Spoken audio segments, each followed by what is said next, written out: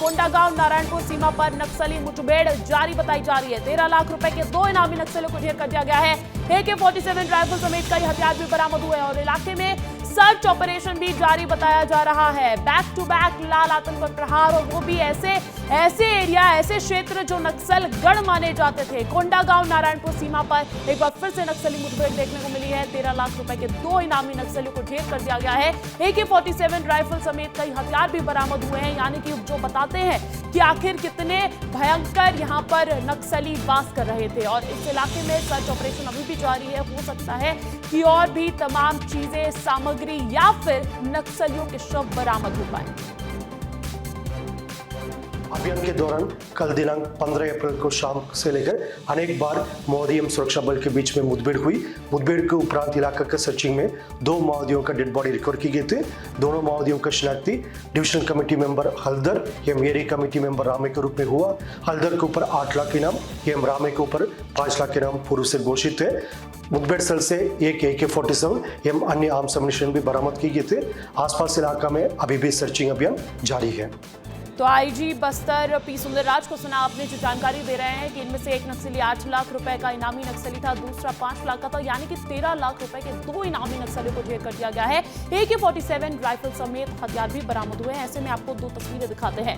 पहली तस्वीर कोंडागांव की है, जहां सुरक्षा बलों ने 2 नक्सलियों को मार गिराया है। वहीं 4 दिन पहले की भी बात कर ले, ये तस्वीरें भी देख लीजिए। बीजापुर में मुठभेड़ हुई थी, जहां पर 3 नक्सलियों को ढेर कर दिया गया था, यानी कि 16 अप्रैल 2025 की एक जानकारी आपको 2 नक्सलियों को ढेर किया गया। और 12 अप्रैल की तारीख 2025 की जब बीजापुर में 3 नक्सलियों को ढेर कर दिया गया था। लगातार हम मुठभेड़ देख रहे हैं और लगातार सुरक्षा बलों की कामयाबी भी दर्ज की जा रही है। सीधा रुख करना चाहूंगी, अधिक अपडेट्स ले लेते हैं। मेरे साथ जगदलपुर से संजय ठाकुर जुड़ गए हैं। संजय, क्या अपडेट्स मिल रही है मुठभेड़ से जुड़ी हुई? देखिए, इलाके में अभी भी सर्च ऑपरेशन जारी है, क्योंकि इस इलाके में नक्सलियों की मौजूदगी काफ़ी कम हो गई थी। ये कोंडागांव जिला जो है, इसे नक्सल मुक्त घोषित कर दिया गया है, लेकिन पुलिस ने अपने इंटेलिजेंस जो है उसे एक्टिव रखा था। और यही वजह है कि जैसे ही नक्सलियों के मूवमेंट की खबर मिली, फोर्स ने एक बड़े ऑपरेशन को अंजाम दिया। कल 15 तारीख को ही फोर्स, जिसमें कोंडागांव के DRG और बस्तर फाइटर जवान शामिल हैं, ये इस इलाके में निकले हुए थे। बुरगुम का इलाका जो है, ये कोंडागांव नारायणपुर की सीमा पे मौजूद इलाका है, घने जंगलों का इलाका है। यहाँ फोर्स ने लगभग 3 से 4 घंटे इस इनकाउंटर को अंजाम दिया, जिसके बाद 2 माओवादियों के शव बरामद किए गए हैं। दोनों ही माओवादी जो हैं वो लंबे समय से नक्सल संगठन से जुड़े हुए थे। दोनों पर 13 लाख रुपए का इनाम था। एक DVC मेंबर है, दूसरा एरिया कमेटी मेंबर है।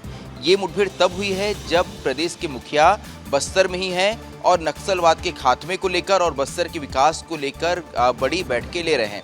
आज भी एक बड़ी बैठक चल रही है इस वक्त कलेक्ट्रेट में, जिसमें प्रदेश के मुखिया के साथ पुलिस मुखिया और प्रशासनिक मुखिया यानी कि मुख्य सचिव जो हैं वो भी मौजूद हैं।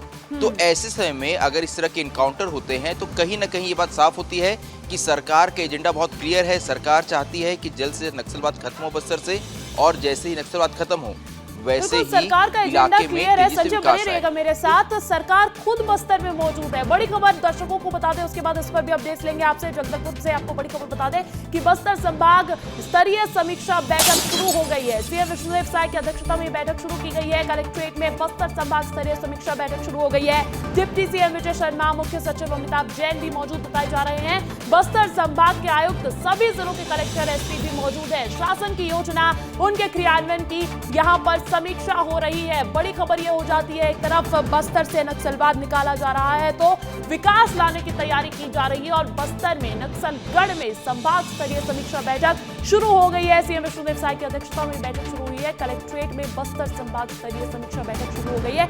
इस पर भी अधिक अपडेट्स ले लेते हैं। संजय, बस्तर पहुंचकर रात्रि विश्राम करने के बाद संभाग स्तरीय समीक्षा बैठक आयोजित करना कितनी बड़ी सफलता, और इसके मायने क्या समझे जाए? देखिए, क्योंकि सरकार की, चाहे केंद्र सरकार की बात की जाए या राज्य सरकार की बात की जाए, तो बस्तर जो है उस पे खास फोकस है दोनों ही सरकारों का। यही वजह है कि कल CM जब बस्तर पहुंचते हैं तो कृषि, इंडस्ट्री, कौशल विकास को लेकर एक बड़ी बैठक लेते हैं, जिसमें ये तय किया जाता है कि आखिर नक्सलवाद के बाद बस्तर में क्या कुछ संभावनाएं इन क्षेत्रों में हो सकती है।